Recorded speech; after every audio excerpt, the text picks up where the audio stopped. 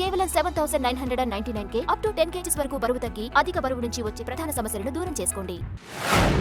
ఒకప్పుడు summer season అంటే box office దగ్గర భారీ పోటీ, స్టార్ హీరోల హడావిడి కనిపించేది.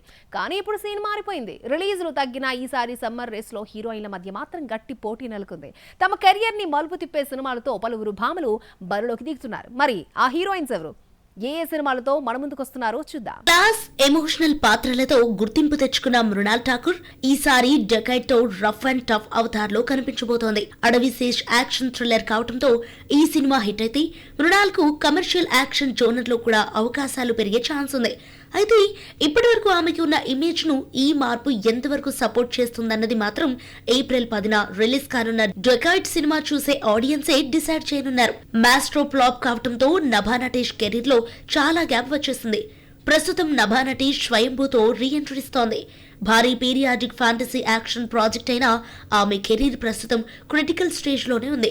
ఈ సినిమా హిట్ అయితేనే తిరిగి ఫామ్ లోకి వచ్చే అవకాశం ఉంది. లేదంటే టాలీవుడ్ లో అవకాశాలు మరింత తగ్గే ప్రమాదం కూడా కనిపిస్తోంది.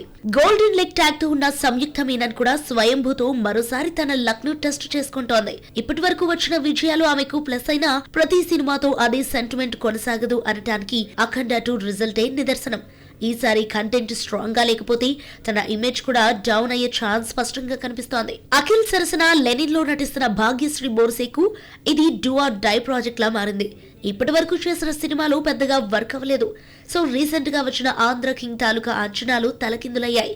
దాంతో ఇప్పుడు లెనిన్ సినిమా ఫలితం ఆమె కెరీర్ ను నిర్ణయించనుంది.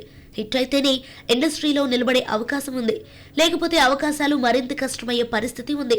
సో ఈ సమ్మర్ బాక్స్ ఆఫీస్ వద్ద కేవలం కలెక్షన్స్ పోటీ మాత్రమే కాదు, హీరోయిన్ల కెరీర్ కోసం జరిగే కీలక పోరాటం కూడా. వీరిలో ఎవరు నిలబడతారు, ఎవరు వెనకబడతారు అనేది ఈ సీజన్ తో క్లియర్ కానుంది.